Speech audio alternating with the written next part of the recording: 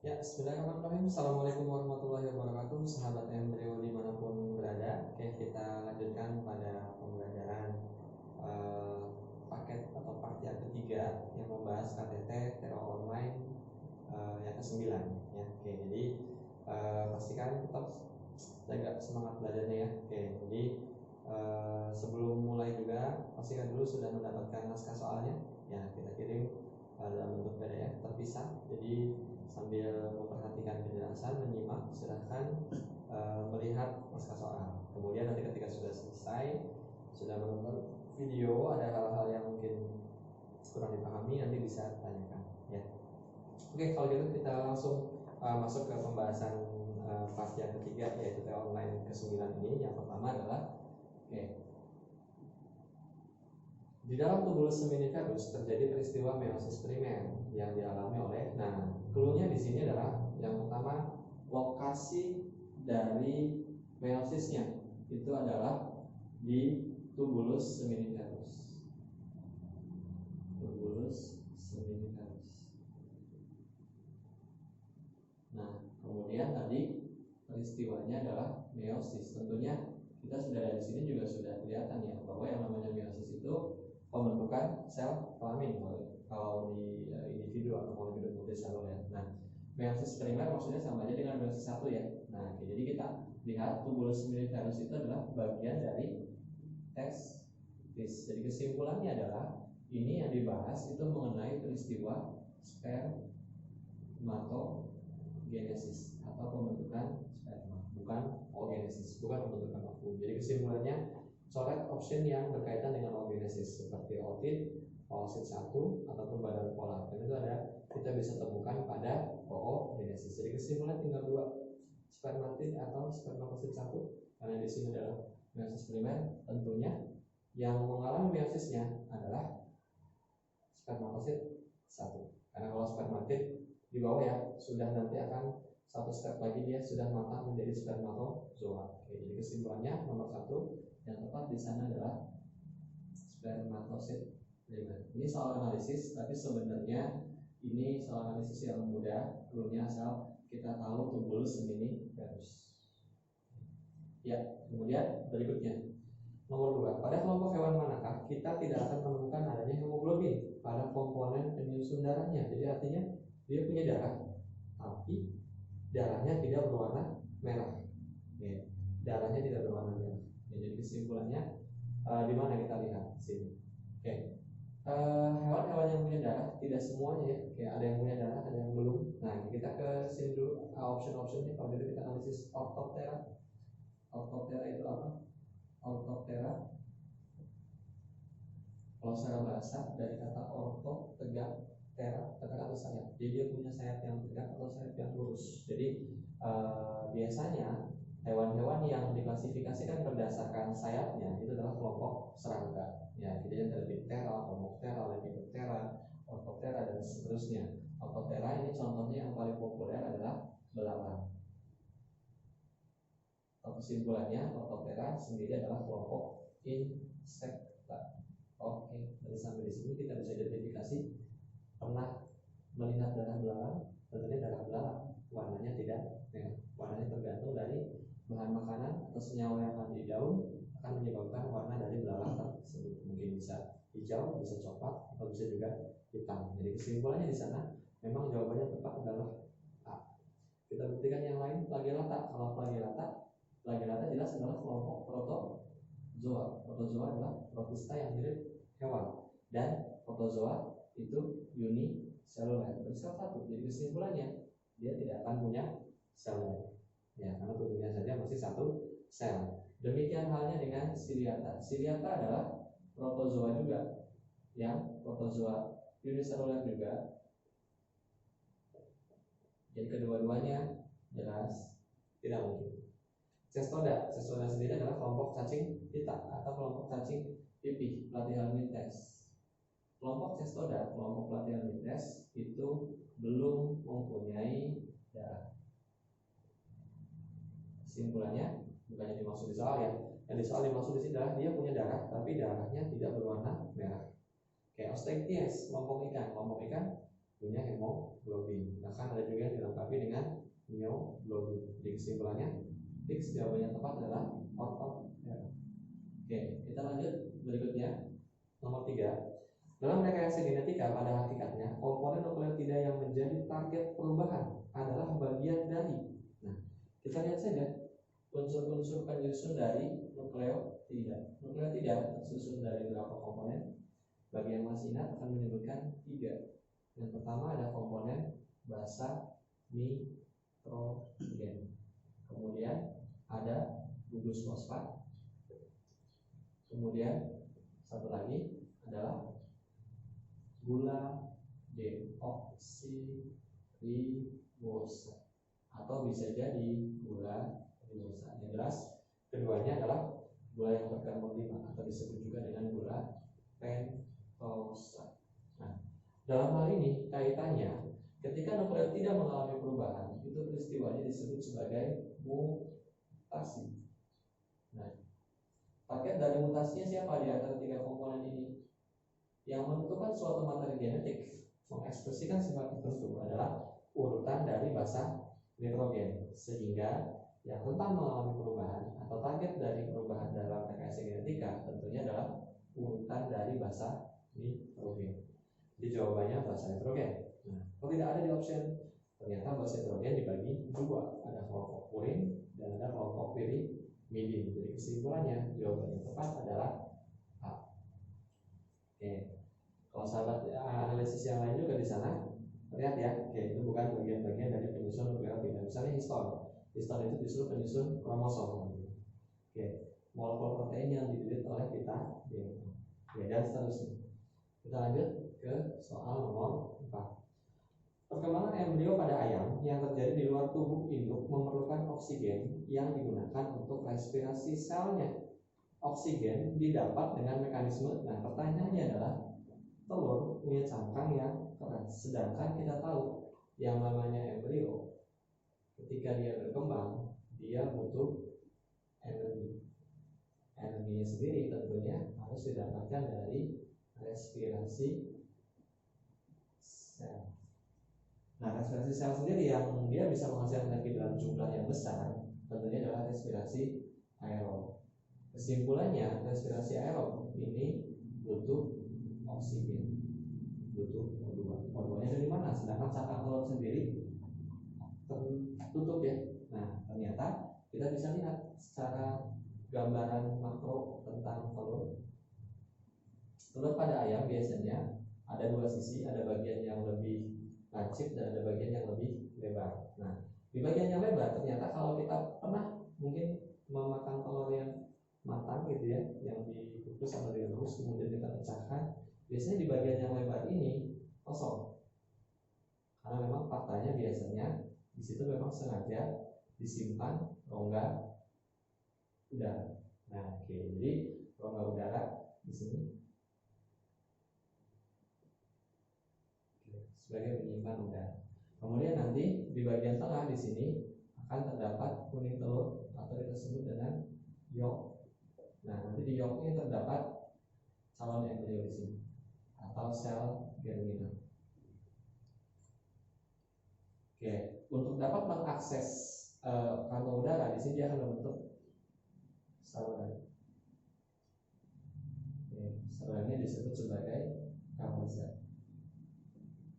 Bagian yang di sini adalah bagian putih telur yang sering berupa molekul protein albumin. Nah, oke. Kesimpulannya dari manakah oksigen?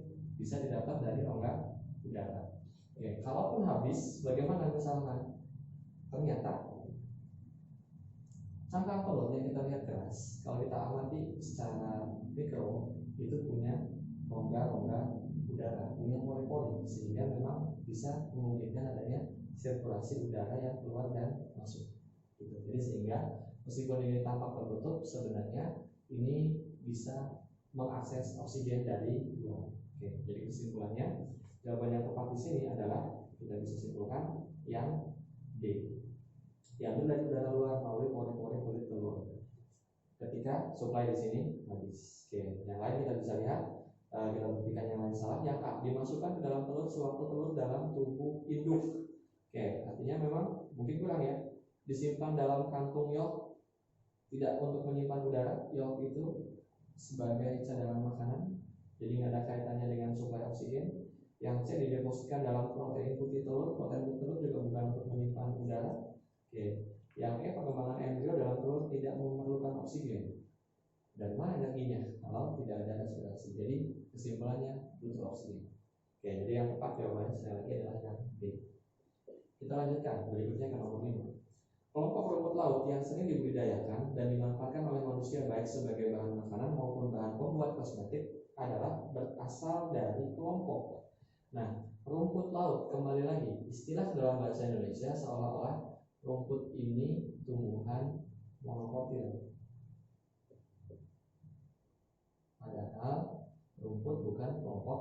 Rumput laut bukan tumbuhan monokotil, justru rumput laut adalah kelompok alga. Nah, oke. Sekarang tinggal permasalahannya adalah alga yang mana? Kita lihat di sini.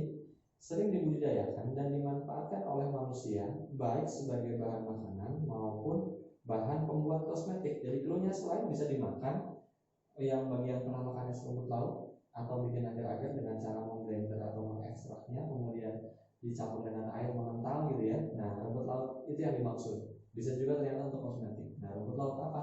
Alganya, kelompok alga merah. Jadi mungkin akan terkecohnya, oh rumput laut warnanya hijau, kayaknya kemungkinan chlorophyta deh gitu ya. Nah, padahal sebenarnya yang dimaksud di sana bukan chlorophyta, tapi alga merah atau yang disebut sebagai rhodophyta. Kesimpulannya jawaban yang tepat adalah rhodophyta. Oke, kemudian kita lanjutkan ke soal nomor 6. Di soal nomor 6 di sini mengenai ikan glodok. Nah, jadi kalau yang pernah ke Jakarta daerah glodok, oke, jangan-jangan di sini banyak ikan glodok. Ya, ikan glodok atau ikan tembakau disebut juga, atau nama ilmiahnya Periophthalmus modestus. Oke, peri itu topi, ophthalmus opticus itu mata ya. Jadi dia punya bagian mata di tepi. Tidak seperti ikan pada umumnya yang biasanya melekat gitu ya, masuk ke dalam. Kalau ini menonjol keluar ke tepi. Adalah spesies akuatik yang unik karena 90% waktunya dihabiskan di darat. Padahal dia ikan, dihabiskan di darat dengan merayap di lumpur, bisa merayap di lumpur atau juga akar-akar tanaman bakau. Namun tetap memerlukan tempat yang lembab.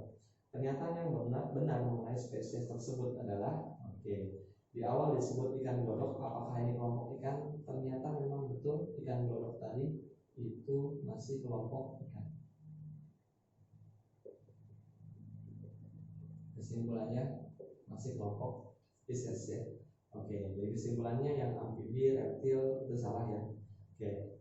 Kemudian kita cek yang amfibi yang bernafas dengan paru-paru. Oke, namanya ikan. Alat nafasnya adalah insan. Berarti bukan paru-paru. Nah, terus bagaimana ketika ikan glodok ini dia akan ke darat? Sedangkan insan adalah alat nafas yang untuk digunakan di air. Oke, ternyata dia bisa bantuan dengan menggunakan permukaan tubuh. Jadi permukaan kulit dari ikan glodok itu bisa melakukan difusi oksigen secara langsung. Oke. Jadi agak mirip-mirip seperti di katak juga. Kelompok katak juga bisa demikian, jadi memanfaatkan kulitnya untuk difusi gas. Gitu. Nah di sini juga sama. Jadi ikan glodok ikan memang agak dekat ke katak juga, gitu ya, ciri-ciri. Tapi bukan katak, masih kelompok ikan. Karena alat nafasnya juga masih berupa insan. Oke, yang B, Pisces yang menggunakan paru-paru ketika di darat. Ikan tidak menggunakan paru-paru dan dia menggunakan insan, jadi masih kurang tepat meskipun ikan. Yang D berarti yang tepat. Ikan yang dapat menggunakan kulit sebagai alat nafas. Tepatnya ketika dia pergi ke darat. Ya. Oke. Kita lanjutkan berikutnya ke nomor 7. Perbedaan yang nampak pada berbagai jenis burung finch di Kepulauan Galapagos. Burung finch itu kalau di Indonesia sekelompok dengan burung kutilang ya. Nah, burung finch di Kepulauan Galapagos menunjukkan adanya fenomena. Jadi di Galapagos itu ada pulau-pulau kecil karena banyak disebutnya dengan Kepulauan Galapagos.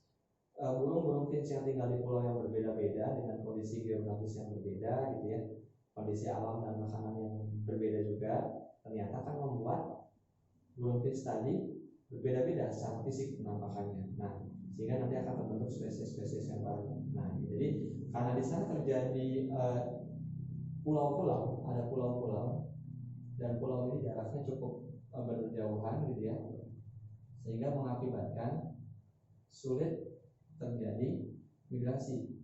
Jadi burung itu akan menetap di daerah situ, dia akan beradaptasi menyesuaikan dengan lingkungan di pulau tersebut, itu saja, dia nggak bisa pindah ke pulau yang lain.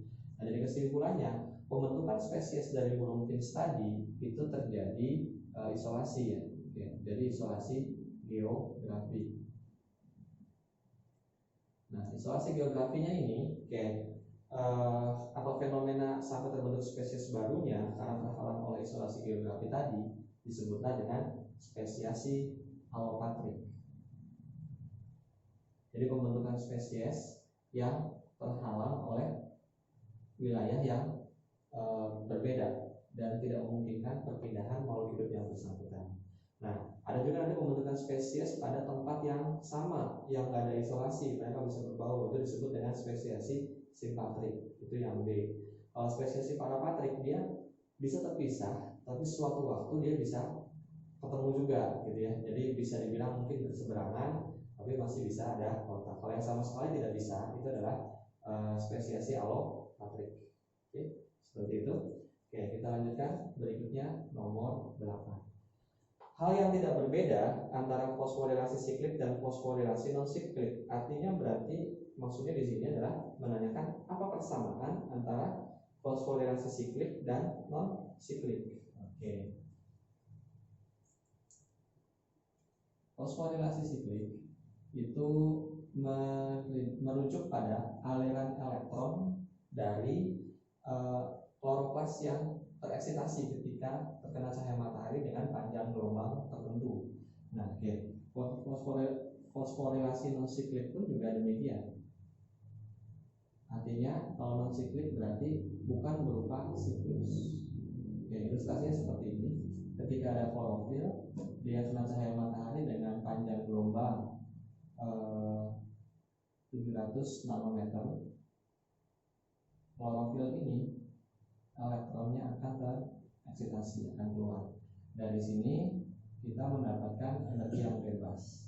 Energi yang bebas tadi akan digunakan untuk mengikatkan molekul ADP dengan molekul fosfat sehingga terbentuklah molekul ATP. Nah, elektron yang bebas tadi itu akan ditangkap oleh akseptor elektron, tapi hanya bersifat sementara, dan pada akhirnya elektron tadi akan kembali lagi ke klorofil yang kehilangan elektronnya, sehingga muter-muter saja seperti itu ya, secara skematis singkat seperti itu. Nah, sedangkan fotofosforilasi yang non siklik di sini ada klorofil juga sama kejadiannya, cuma dia dikenai cahaya matahari dengan panjang gelombang yang lebih lemah, 680 nanometer. Dari sini elektron tereksitasi juga. Dari sini ada energi yang bebas juga. Energi yang bebasnya sama, ini digunakan untuk mengikatkan molekul ADP menjadi fosfat, menjadi ATP, menjadi adenosin trifosfat, ADP dengan satu fosfat, sehingga bisa disimpulkan persamaannya dua-duanya sama-sama menghasilkan ATP. Nah, perbedaannya bermula di sini. Kalau elektron yang di fotosistem siklik bisa kembali lagi, di sini tidak bisa kembali lagi. Dia akan ditangkap secara permanen oleh akseptor elektron dan tidak bisa kembali lagi. Sehingga klorofil agar tidak rusak, dia harus dapat satu elektron, dan caranya adalah dengan cara memecah molekul air H2O menjadi H+ dan O2. Nah, dari sinilah ada elektron yang bebas. Ini yang nanti akan menggantikan kembali elektron yang hilang sewaktu tereksitasi oleh cahaya matahari sebelumnya, sehingga klorofil stabil lagi. Nanti terkena cahaya lagi dengan panjang gelombang yang sama, elektron yang lepas tidak bisa digantikan, harus dipecah lagi air untuk menggantikan elektron. Jadi kesimpulannya, pada fotosintesis, air yang digunakan oleh tumbuhan pada dasarnya itu digunakan untuk mendonorkan elektron kepada klorofil ketika kehilangan satu elektron. Nah, oksigennya ini akan dilepaskan ke udara, sedangkan H+-nya akan ditangkap oleh molekul NADP, sehingga terbentuklah molekul NADP. Oke, jadi sampai di sini. Seperti itu penjelasan secara skematisnya, penjelasan panjang lebarnya saya yakin sudah pernah di kelas ya, kayak waktu di Kita masih bahas paket buku master, gitu ya. Nah, seperti itu. Sekarang kita simpulkan jawaban nomor 8. Persamaan antara fosforilasi siklik dan non siklik adalah produksi ATP ya, sama. Jadi jawabannya adalah A. Kalau B produksi oksigen, yang produksi oksigen hanya yang siklik saja, yang non siklik yang non siklik, yang siklik tidak. Kemudian produksi NADPH tidak juga, hanya non siklik saja. Kemudian penggunaan molekul air itu juga di yang non siklik. Panjang gelombang yang digunakan berbeda. Ya, oke, kita lanjutkan berikutnya ke soal nomor 9. Hubungan pada organisme berikut yang menunjukkan adanya interaksi intraspesifik. Interaksi intraspesifik artinya intra itu di dalam, spesifik itu maksudnya spesies. Jadi di sini terjadi interaksi pada spesies atau jenis yang sama. Jadi kalau manusia Homo sapiens dengan Homo sapiens lagi, kalau misalkan sapi dengan sapi lagi dari jenis yang sama, kucing dengan kucing lagi dari jenis yang sama. Nah, seperti itu ya. Jadi mudah sebenarnya konsepnya, tinggal kita menganalisis apa yang disajikan di sana. Yang semut dan pohon mangga jelas bukan, karena berbeda spesies, jauh sekali ya hewan dan tumbuhan. Belalang sembah dan wereng. Nah, ini mungkin akan bertanya-tanya bagi yang kayaknya apa nih, jangan-jangan wereng itu kan hama, belalang juga hama. Ternyata belalang sembah itu kan seorang ya, jadi bukan. Kesimpulannya bukan juga.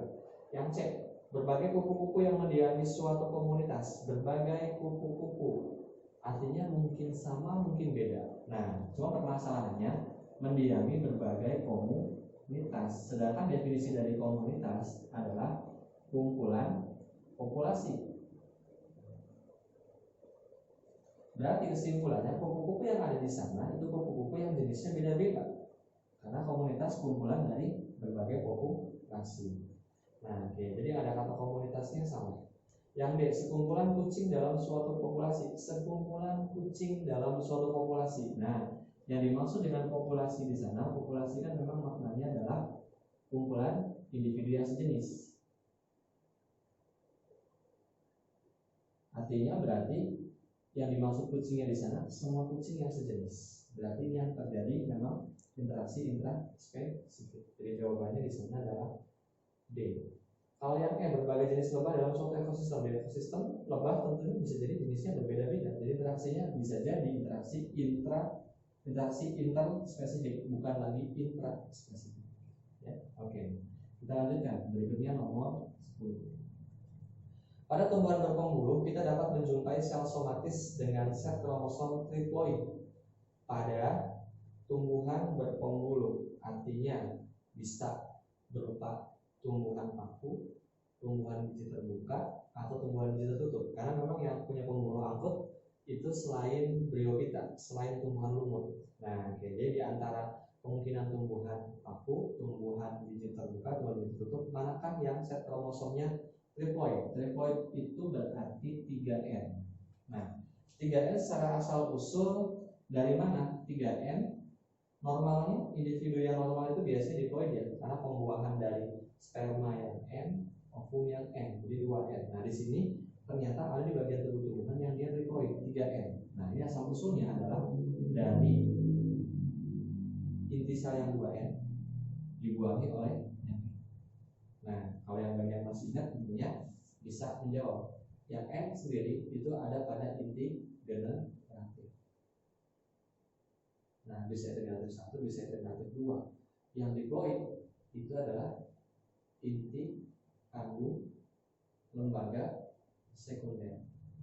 Ketika terjadi pembuahan antara keduanya, nah ini yang akan menghasilkan endosperm atau cadangan makanan. Jadi kesimpulannya kita bisa menemukan sel somatis sel tubuh dari tumbuhan yang bentuknya triploid secara alami pada endosperm atau pada bagian cadangan makanan. Jadi kesimpulannya di sana jawabannya adalah yang D.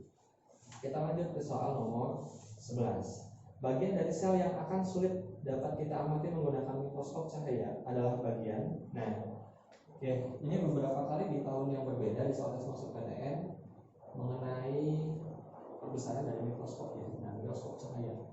Mikroskop cahaya itu hanya bisa digunakan untuk melihat organel yang berukuran besar atau organel yang kompleks. Jadi artinya organel kompleks itu meliputi nukleus, kita bisa melihat nukleus, kita juga bisa melihat retikulum endoplasma, kita bisa melihat badan Golgi, kita juga bisa melihat mitokondria.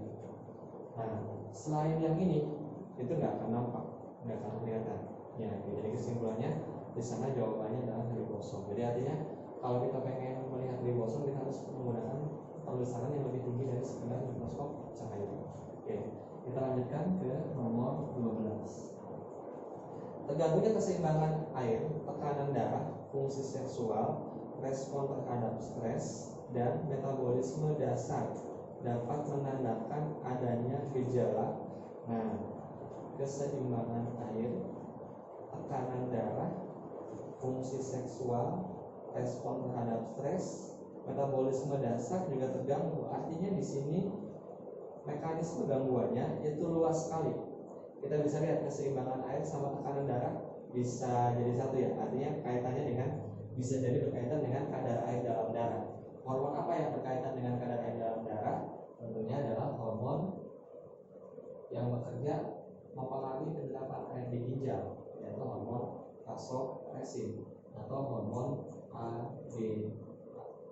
Kemudian berikutnya fungsi seksual, artinya berarti kaitannya dengan alat kelamin, kaitannya dengan testis, kaitannya juga dengan ovarium. Oke. Kemudian berikutnya lagi adalah respon terhadap stres dan metabolisme dasar, sampai ke metabolisme juga. Dari kesimpulannya ini sangat luas, sangat berupa sistemik ya. Nah, tentunya kelenjar yang dia dampaknya sistemik seperti ini adalah kelenjar master of glands atau kelenjar pituitari atau kelenjar hipofisis. Jadi kesimpulannya di sana kekurangan hormon-hormon yang dihasilkan oleh hipofisis atau pituitari. Jadi yang tepat di sana jawabannya adalah hipopituitarisme. Oke, seperti itu. Oke, analisisnya. Ya, oke, kita lanjutkan berikutnya ke soal nomor 13. Oke. Di soal nomor 13 di sini ditanyakan berikut adalah bukan efek yang mungkin ditimbulkan dari fenomena poliploidisasi. Nah, apa sih yang dimaksud dengan poliploidisasi?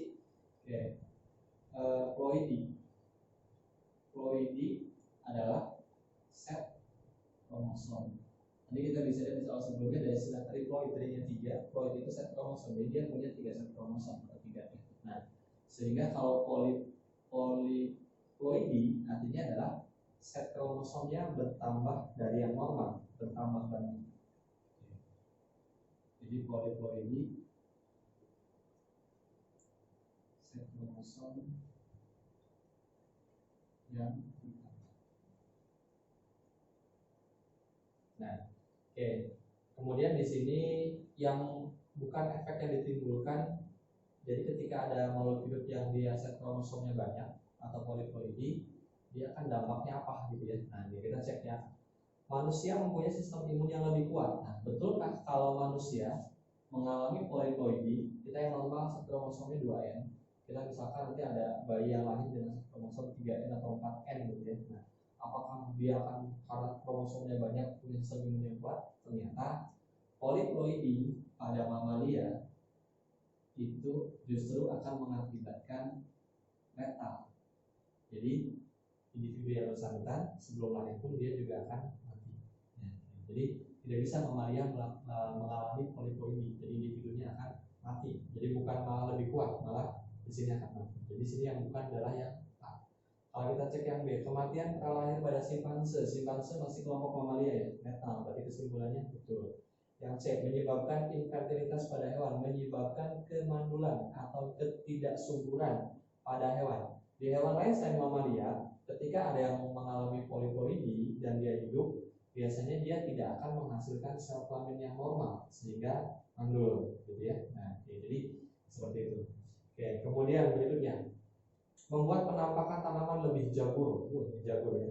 Nah, bahasa Indonesia tapi jangan dipakai ya. Nah, jabur itu secara fisik besar. kokoh gitu ya. Nah, jadi tanaman itu justru memang kalau sengaja di poliploidi ditambahkan set kromosomnya, dia akan lebih terlihat kokoh dan besar dibandingkan dengan tanaman yang normal. Jadi kalau kita punya tanaman singkong misalnya, tanaman singkong yang poliploidi itu lebih terlihat besar batangnya, daunnya, kemudian buahnya juga akan lebih besar. Jadi positif untuk di beberapa tumbuhan.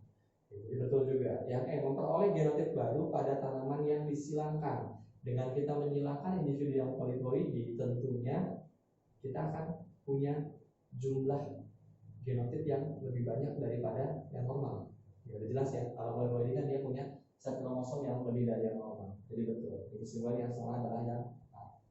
Kita lanjut berikutnya ke soal nomor 14. Soal nomor 14 di sini ditanyakan pernyataan yang tidak tepat menggambarkan danau eutrofik.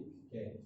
Danau sendiri secara umum itu ada danau eutrofik dan ada danau oligotrofik. Nah, yang ditanyakan di sini adalah yang eutrofik. Nah, kalau oligo itu artinya beberapa atau sedikit. Kalau U itu biasanya sejati atau banyak. Nah, maksudnya sejati atau banyak itu ini banyak, ini sedikit atau beberapa. Merujuk pada apa? Merujuk pada individu yang tinggal di danau eutrofik. Ya, jadi biasanya ini populasinya lebih padat, airnya juga keruh, kemudian dia kaya akan nutrien. Makanya bisa banyak yang tinggal di sana. Oligotropik berarti sebaliknya. Ya, jadi kita simpulkan mana yang tepat. Yang A, mempunyai air yang sangat keruh, nutriennya banyak, keruh, betul ya. Nah, jadi yang tepat adalah yang A. Kalau yang B, merupakan danau yang sangat subur. Nah, kalau dibilang sangat subur karena yang tinggal di sana juga padat, ya belum tentu juga, gitu ya. Yang oke, airnya sangat keruh. Kalau dia sangat keruh ya, oke. Yang C, dihuni oleh banyak fitoplankton. Bisa jadi, ya oke. Yang B bisa jadi benar, bisa jadi salah ya. Oke, nah di sini yang dimintakan yang tidak tepat. Jadi yang A tadi, yang A itu keruh jelas betul. Yang B bisa jadi iya, bisa jadi tidak. Yang C dihuni oleh banyak fitoplankton. Padat ya, bisa jadi. Terdapat oksigen di daerah profundal. Oke. Terdapat oksigen di daerah profundal. Kita kaitkan dengan pembahasan sebelumnya. Daerah profundal itu adalah daerah yang paling dasar, yang paling bawah. Jadi artinya kalau daerah profundal mau dimanapun gitu ya, itu adalah zona yang apotik. Artinya apotik itu tanpa cahaya, nggak ada cahayanya di sana. Nah, oke, berarti kita lihat di sana mana yang tidak tepat? Oke. Terdapat oksigen di daerah profundal. Oksigen di daerah profundal. Yang jelas pengertian profundal itu mungkin ada oksigen, mungkin tidak. Yang jelas dia masih apotik, tidak ada cahaya.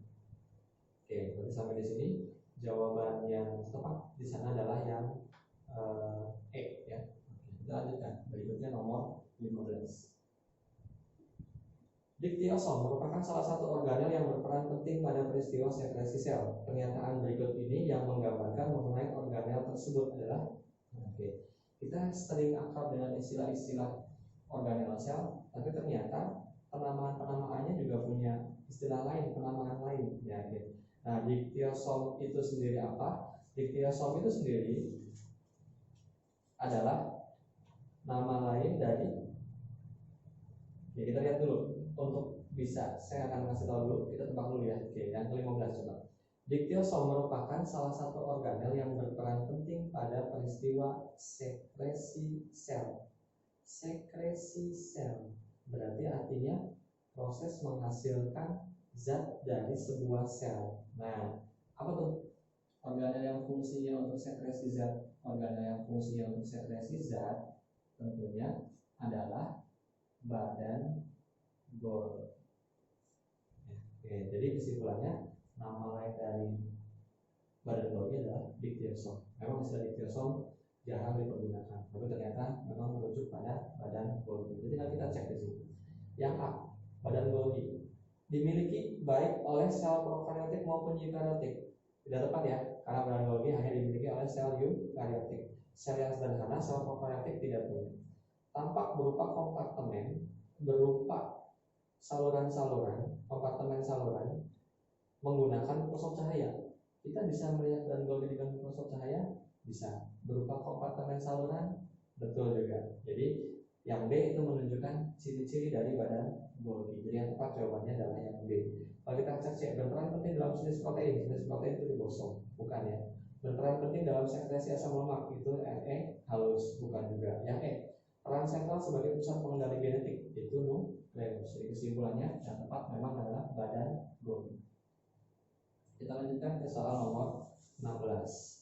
Ciri hewan yang bersifat homoiotermis, perkembangan embrio di luar tubuh serta bernapas dengan paru-paru dapat kita jumpai pada individu. Cirinya yang pertama adalah homoiotermis. Homoiotermis, kalau terjemahkan dalam bahasa Indonesia bisa diartikan sebagai berdarah panas. Nah, berdarah panas, perkembangan embrionya di luar tubuh, berarti kemungkinan dia menghasilkan telur yang dikeluarkan, maksudnya karena manusia pun juga menghasilkan sel telur, cuma tetap dalam tubuh perempuan sampai dengan embrio berkembang pun dalam tubuh perempuan. Nah, kalau telurnya dikeluarkan karena perkembangan embrionya di luar tubuh, serta bernapas dengan paru-paru. Alat nafasnya paru-paru.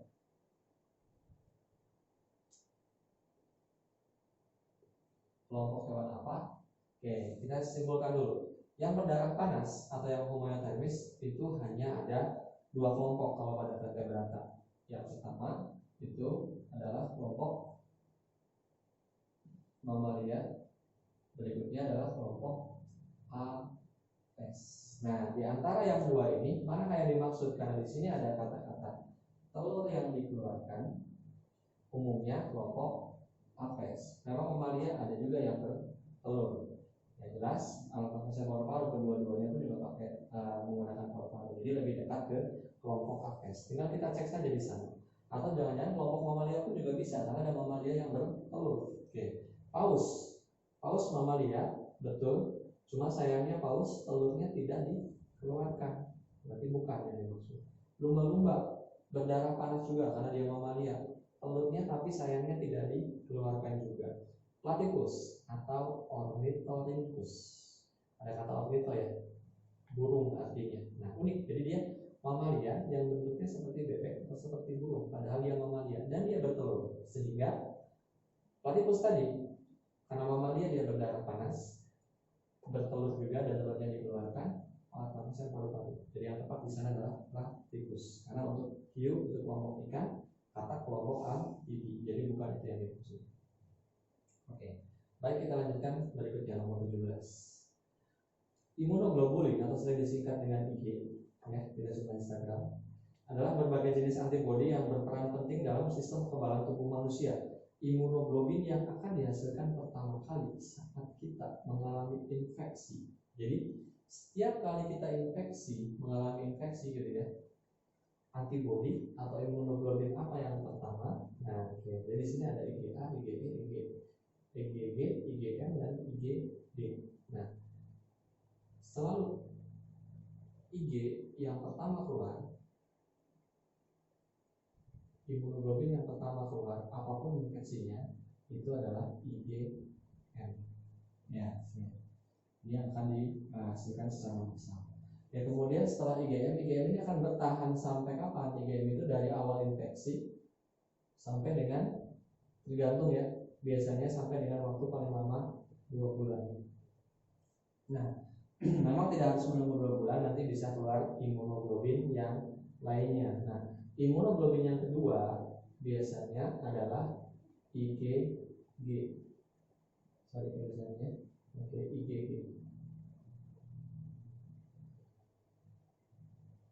Nah, kemudian berikutnya yang ketiga dan seterusnya akan tergantung dari jenis infeksinya. Jadi pola umumnya adalah yang pertama dan kedua itu adalah IgM, kemudian IgG. Jadi kesimpulannya jawabannya di sana yang tepat adalah D. Kita lanjut berikutnya nomor 18. Struktur tubuh virus seringkali sensitif terhadap pengeringan, panas, dan deterjen. Nah, ini secara umum ya, meskipun banyak diperdebatkan juga oleh para ahli gitu, tapi secara umum banyak yang setuju bahwa virus bisa rusak karena pengeringan, karena panas, atau karena deterjen. Nah, sehingga kita dapat memanfaatkan faktor tersebut untuk merusak virus. Jadi seandainya benar faktor-faktor tadi, kita bisa manfaatkan. Nah, struktur yang dimaksud yang akan rusak dengan hal-hal tadi itu adalah bagian mana gitu ya. Nah, yuk kita cek. Yang A, lipid bilayer pada bagian amplop. Nah, lipid bilayer itu lemak ya. Jadi lapisan lipid bilayer ini dia ada dua lapis lemak berarti di sini. Nah, oke. Kesimpulannya, kalau virus-virus yang dia rusak kena deterjen itu secara umum didesain untuk melarutkan lemak, yang mana lemak itu tidak larut dalam air. Jadi kenapa kita mencuci baju menggunakan deterjen?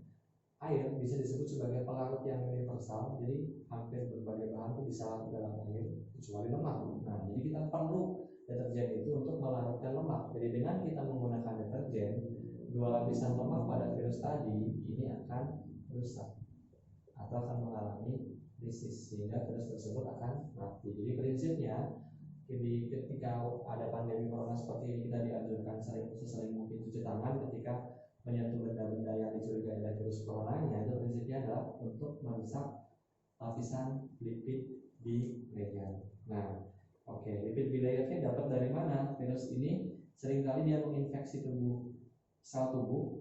Nah, membran sel dari sel inang seringkali dipakai untuk menyusun amplop atau pelindung. Jadi pelindung dari virus tadi yang memang nanti akan dihancurkan. Oke, kita lanjutkan berikutnya ke soal nomor 19. Pernyataan berikut yang tidak benar berkaitan dengan dinamika populasi adalah, nah ini diminta yang tidak benar, nanti kita harus cek satu-satu ya. Oke, yang A, produsen mempunyai biomasa terbesar di bumi secara keseluruhan. Dalam piramida ekologi, pasti yang menduduki paling dasar ya, atau tingkat tropik ke-1 itu pasti adalah produsen. Kemudian seterusnya konsumen tingkat 1, 2 dan seterusnya. Jadi selalu memang produsen jumlahnya paling banyak. Kemudian berikutnya, jumlah populasi akan meningkat berbanding lurus dengan daya adaptif. Jadi populasi akan bertambah besar ketika makhluk hidup tersebut semakin adaptif, semakin bisa menyesuaikan. Jadi tentunya dia bisa bertahan hidup ya. Nah, oke, jadi kesimpulannya betul juga. Jadi semakin dia bisa adaptasi, jumlahnya dia akan semakin banyak. Semakin dia gagal beradaptasi, populasinya akan menurun. Oke, yang C, emigrasi akan memperbesar ukuran populasi awal. Yang namanya emigrasi itu perpindahan makhluk hidup, gitu ya. Nah, oke. Jadi kesimpulannya bukan memperbesar di sini, malah menyebabkan jumlahnya berkurang. Berarti yang salah adalah yang C. Kalau kita cek yang D, frekuensi gen yang tetap tidak berpengaruh pada ukuran populasi. Oke, kita tahu di hukum Hardy dan Weinberg, syarat berlakunya keseimbangan frekuensi gen adalah jumlah populasinya harus besar. Berarti artinya jumlah populasi di sini bisa berperan secara langsung maupun secara tidak langsung. Tapi kalau ukuran populasi dari awalnya sudah besar, ya memang akan seimbang. Jadi tergantung dari populasi awalnya. Ya, jadi artinya yang jelas salah memang yang C. Yang E, pola penyebaran dan kepadatan mempengaruhi dinamika populasi. Ini jelas tidak ada masalah. Betul. Ya, kita lanjutkan berikutnya nomor 20. Organel pada manusia yang hanya didapatkan dari ovum ibu dan tidak diwariskan dari sel sperma ayah. Oke, dalam peristiwa pembuahan, kita seringkali punya konsep bayangan pembuahan itu sperma masuk ke dalam ovum. Padahal yang masuk ke dalam ovum itu adalah materi genetiknya atau DNA-nya ya. Nah, jadi bagian-bagian sperma yang tadi mengantarkan materi genetik tadi itu akan ditinggal di luar. Jadi misalnya sperma bisa berenang, bisa bergerak karena dia menghasilkan energi. Dia punya mitokondria. Nah, mitokondria yang ditinggalkan. Jadi kesimpulannya di sini nomor 20, organel yang selalu diwariskan dari ibu dan tidak pernah didapatkan dari ayah itu adalah mitokondria. Jadi setiap dari kita, mau laki-laki ataupun perempuan, mitokondria yang kita punya itu berasal dari ibu kita, bukan berasal dari ayah kita. Kalau badan Golgi itu bisa disintesis setelah terjadi pembuahan, kita bisa mensintesis pada Golgi. Nukleus itu gabungan antara materi genetik ibu dan ayah, jadi ada campuran keduanya. Sedangkan mitokondria memang utuh dari ibu. Lisosom apalagi, kalau lisosom itu tidak permanen ya, ketika dia butuh enzim pencerna bikin lisosom. Jadi artinya bisa dibuat setelah terjadi pembuahan. Retikuloplasma juga bisa disintesis. Jadi yang tidak disintesis oleh ayah atau dari sperma, kita mutlak hanya dapat dari ovum, itu adalah mitokondria. Ya, oke, kalau gitu di bagian pembahasan mengenai TO yang ke-9 tadi sudah kita tuntaskan. Oke, nanti sampai ketemu lagi pada bagian yang berikutnya membahas mengenai TO yang ke-10. Oke, sekarang saya istiqomah belajar. Oke, hindari goda-godaan, hindari pikiran-pikiran yang tidak bermanfaat. Oke, fokus ibadah, belajar, ibadah. Ya, sekian. Assalamualaikum warahmatullahi wabarakatuh.